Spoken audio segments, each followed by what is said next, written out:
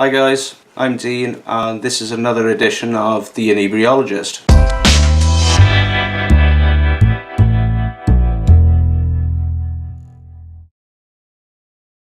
So yeah, just come back from work. As you can tell, I'm in my uniform. But yeah, so I thought, I'll just review another beer. So in this edition, kind of be going for a beer which is a little bit different. So the beer I'm going to reveal, because I put up on Facebook, there was like a poll between two beers to see which ones you guys wanted to see first. The next beer, which you voted for, is the Aecht Schlenkerla Rauchbier.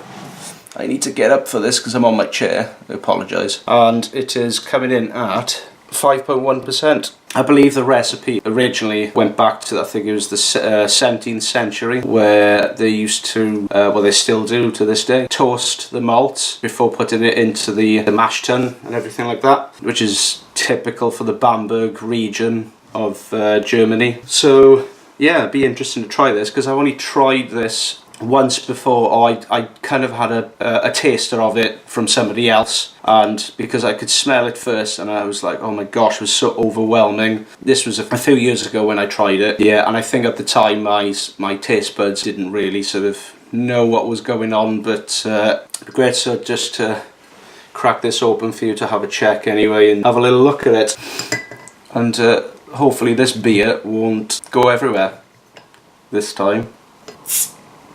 That's a much better sound, rather than it going everywhere, all over my floor, and most particularly wasting the beer, which is just not good. It's not good at all. Right, so I'm going to pour it in the glass for you to have a look.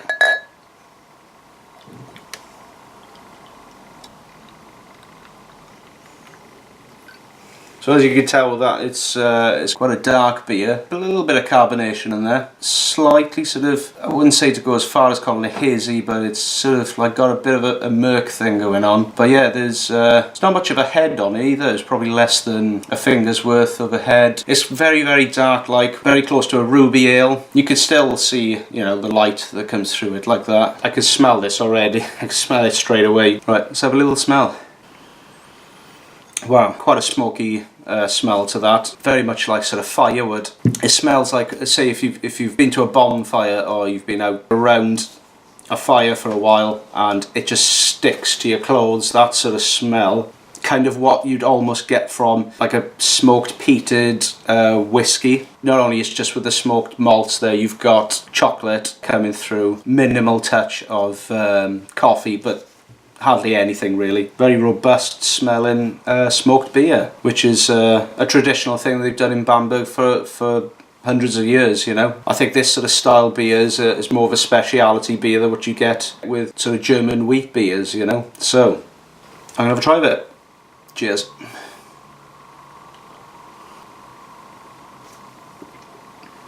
Wow, unbelievably smoky beer.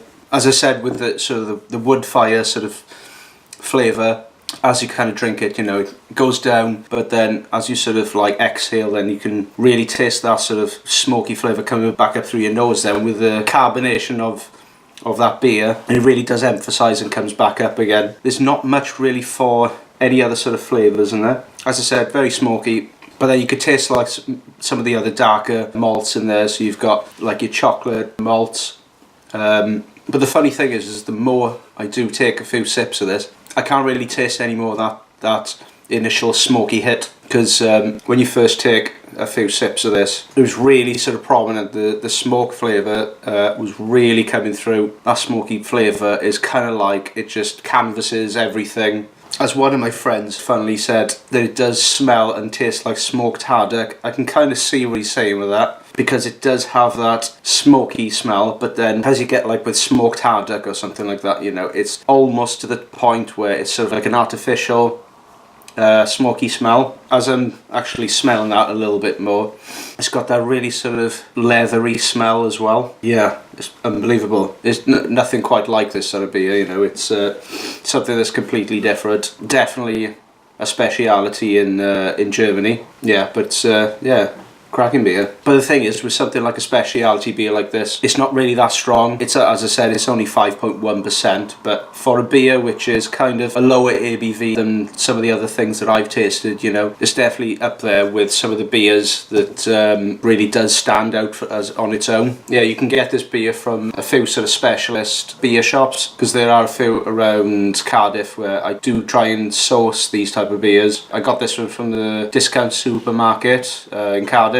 Yeah, because they do quite a lot of different beers there. As for something that's quite strange, something if you're not sure about it, it's definitely worth trying. If you're feeling quite adventurous and you've tried a few beers before where you're not used to, but you think, do you know what, I'm just going to go for it and just have a try of it, that one's definitely worth having a try of anyway. But yeah, let me know if you've had anything like this before, or if you've had such another strange beer. Thanks for watching again. Don't forget to subscribe, and I'll see you very soon. Iechyd da!